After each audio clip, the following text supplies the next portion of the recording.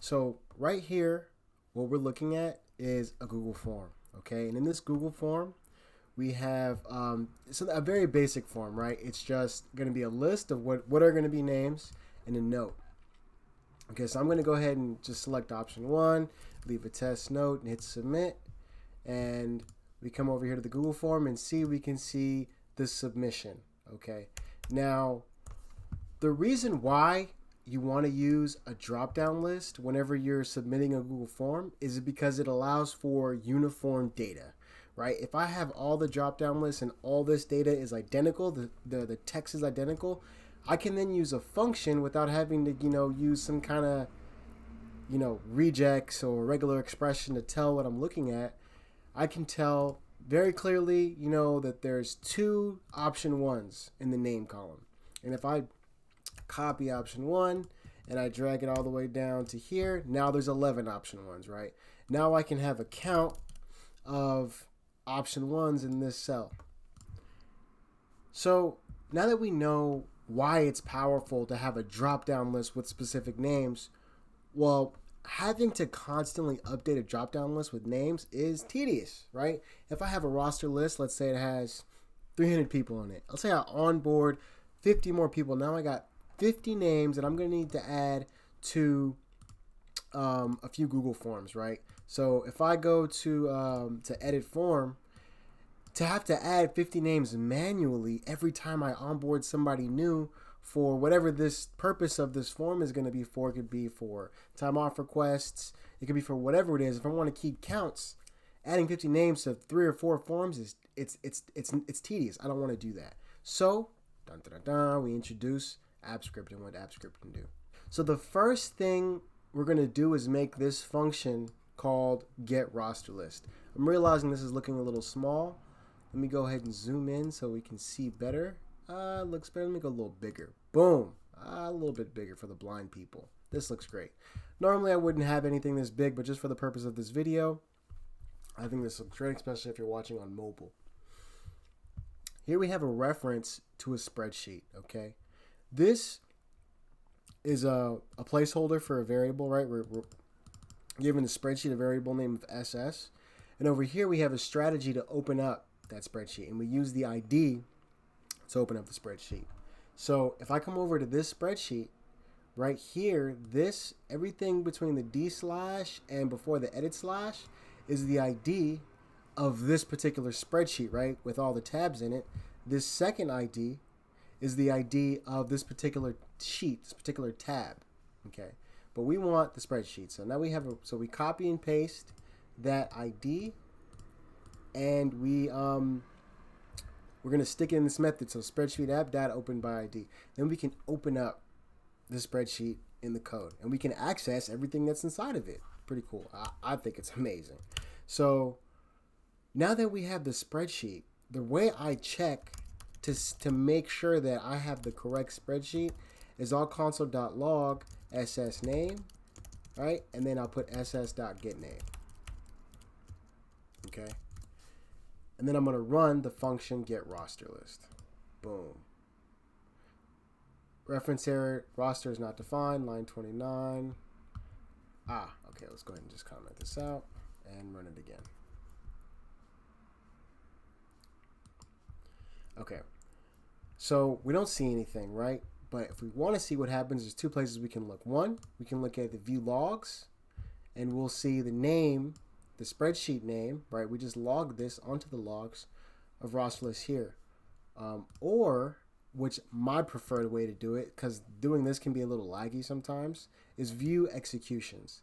And then we'll be brought to the AppScript dashboard, which looks a little bit big, but I got this neat little handy program called Spectacle that one of my coworkers hooked me up with. Shout out to my coworker. He knows who he is if he ends up watching this.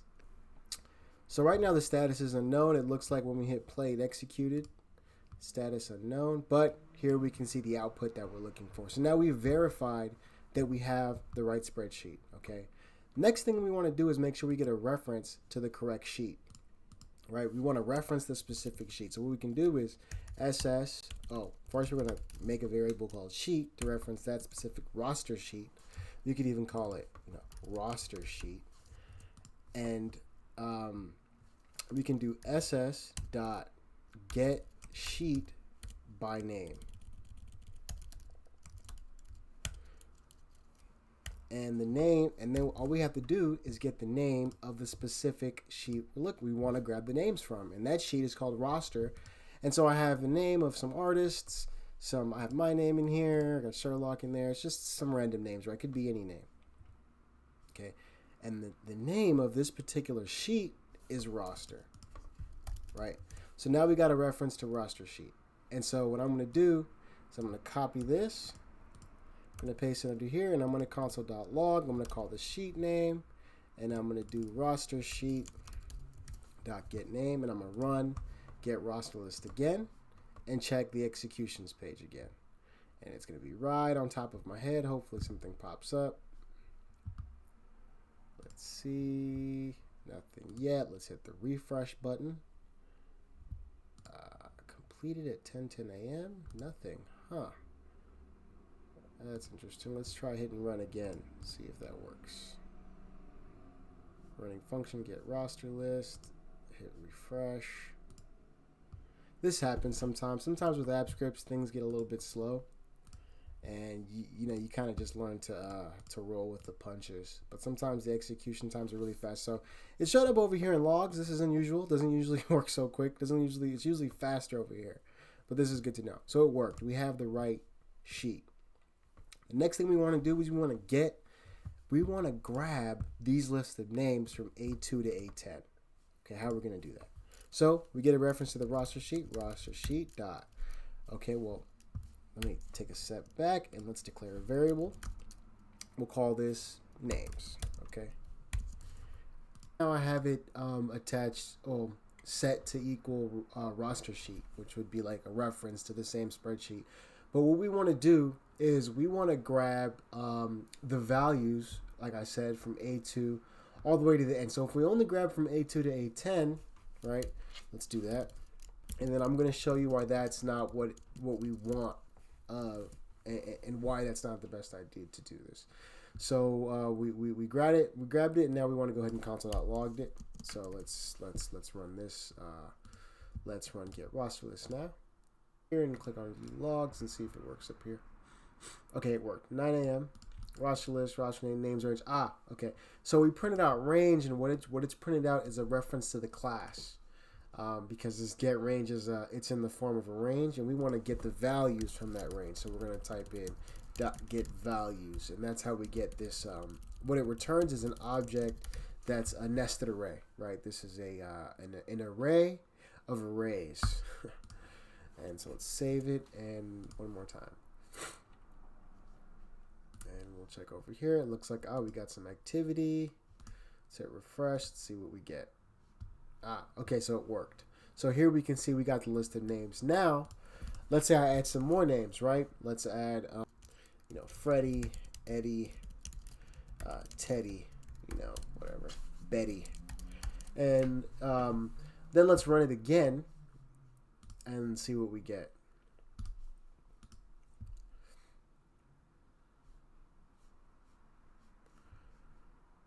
And here we go again, dealing with the slow lag times.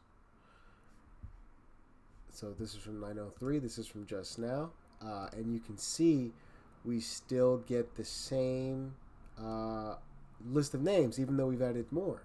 So to fix this problem, we want to get A2 all the way until the last empty one, right? We don't want anything after empty, but we also don't want to stop when it sees the first empty, because let's say somebody accidentally deletes Betty, and then we got, Teddy and Eddie, another Teddy, and another Eddie down here. So we want to get everything from A2 to the bottom, and we just want to ignore all the empty ones. So the way we can do that is we want to loop through everything from A2, and the cool thing about this is we can do A2 to A. If we do A2 to A, it's going to know we're talking about everything in column A starting at A2. If you did A1 to A, then it's going to know everything that's in A. I think you could even just do A to A, and it'll do that for you, but I haven't tried it. So let's run this and let's see what kind of output we get. But here we got some output. And here you could see it picked up, all the Eddies and the Teddies and the Freddies, but it's got all these blank empty spots. All 1,000, up to 1,000, which is, we don't want that.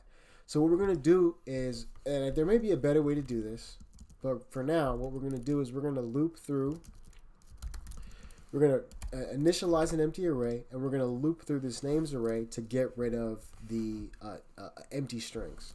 So I'm going to go ahead and do that, and then I'll start the clip again. All right, I'm back, and I wrote a for loop right here that checks for empty strings, right, and then passes them to the roster array, the empty array, and at the end it's going to print out the roster array, so we can run this, click print, or hit run. Come over here, check the executions page. This is from an old execution. There it is. And we can see we got all the names.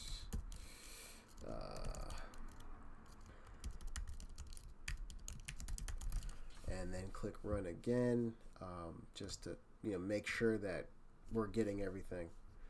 All right. Refresh. Let's see.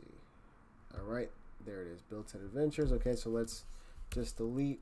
Throw some blanks in there. That way we can test it. Sometimes it's good to write. I try to write things with keeping in mind that people are gonna, maybe not do the ideal thing or actually make mistakes. Because when you write code without keeping that in mind, especially in app script where so many users have their hands on things, you're gonna run into you're gonna give yourself problems. So this works perfectly. We got what we want, which is just getting things that have text in them for the most part. So it could be anything. Somebody might end up putting a phone number in there, but I'm not going to do a check for that. I probably could, but I'm not going to. People just have to make sure that there's just names in there, which is fine, because normally with roster lists, somebody's managing that, and yeah. Okay, so let's now that we have the list of names and we returned roster, now we have a method that returns the roster. We have a method to grab the roster list. So the next thing we're going to do is update the form, and these are the steps we're going to take. We're going to, the same way open a spreadsheet by the ID, we're going to open a form by ID. We're going to get the list of items in form, or really the list item. We're going to loop through the items. And if the item has the title name, we're going to grab it. And then we're going to set the value of the drop-down list to the employee names array, the get roster list that we had. So we've done that. Now we have the code we wanted to write. So I open the form by the ID. And the way I do that is if I open up the edit screen on the form, this is the edit screen on the form. If I come into the URL and I see this number between the /d and the /edit, it ends in K, starts at 1. This would be the ID for this particular form. And so I copy that, I paste it in here. And then what I do is I logged the form's title just to make sure I got the right information, right? And then here what I'm doing is I'm getting them. So if you look through the documentation and app script, you can really kind of get a better keen understanding of what's going on here. But basically when I grab the list items from the form, I get a reference to the form, I do get items. I have to get all the items that are of type list. So, and then I loop through that list to find the one that has the title name. And the reason why I do it this way is because, as far as I'm aware, and if I just do get list items and get the first one, because I know it's the first one, what if somebody moves it around? Somebody comes and edits the form later, moves it around, right? All I have to do is make sure that this is called name. Now, if somebody changes this and adds first name, last name without consulting me about it first, then now I have to change it, right? Now the code won't work, but somebody can come over here and move this around, and I know it won't break. It'll still work. I'll still be able to, maybe I decide I want to, slide name down here and throw in some more things before I get their name, or before I get that person's name. And whatever this form is going to do, it's still going to work. I find the item called label after looping through all of them. I find one called name, write the title, and then I get that item. I gotta cast it as a list item so I can get all the methods from the list item. Then I log the title just to verify I have the right item. I get a reference to the roster list, and then I set the values to roster. I could probably just return here, so that way the script this particular method stops when that happens. So I can return. I can return console. No, I could return, and then I could just console.log. Roster list form name. Name a list item updated with, or just like that. That works. Boom. And so, now we can test it out. So let's go ahead and run update form while we have this edit sheet open. Boom. And boom, we get the list of names updated. Okay, so now that I've shown you that you can write code to update a list from a spreadsheet, right? We don't want to have to hit the play button every time and hit update form every time, we add a name to the roster list, right? We want it to update when somebody adds a new name, okay? Or wherever this name comes from. So the way we can do that is we got to set up a trigger, okay?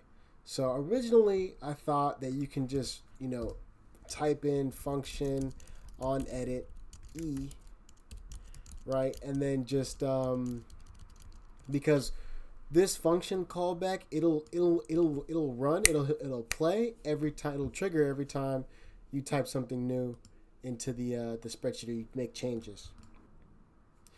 But you get a permission error if you try to do it like that. So the better way to do it, or the way to do it, is you got to set up a trigger. So this little button right here is the current project's triggers. And what a trigger is it's basically you're setting up, okay, I want this code to execute, and you can set it up to do it at a certain time and day or at a certain event. And so the event we're going to pick is on edit. I don't know what on change is. This looks like similar to on edit. Or maybe it's just not even edit, just any change. So we're gonna go on edit. That means that there's something in the cell that changed, as far as I'm aware. I don't know what on change does, but I think on edit's what we want. So from spreadsheet to the source, I don't know. Oh, head is just like the version of your code that you're running, and choose which function to run on. We're gonna run update form, okay, on edit. And if we get a failure, I want you to notify me immediately. So we're gonna save this. Okay, and what we've done is we've just set up a trigger so that way every time something changes in the spreadsheet, the roster list will update this project's question. So let's test it.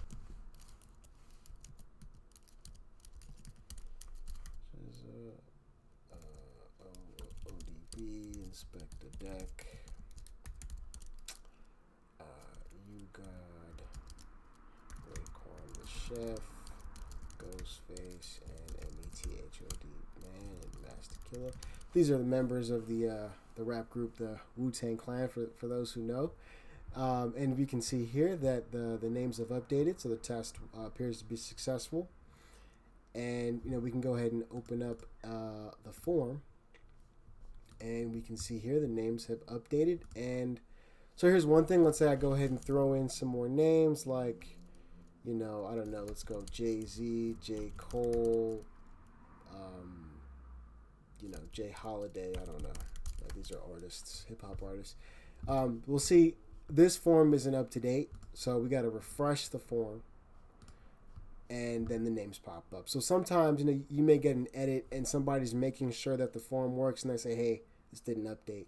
Then the way you can make sure that worked is by telling them just refresh the form, and it takes seconds. Sometimes things take a second on an exchange. And so now if I submit ODB, I hit test, I come over here to my form responses. Now I got ODB. I could change this count from option 1 to ODB, and now I have a count of how many times ODB was tested, I guess.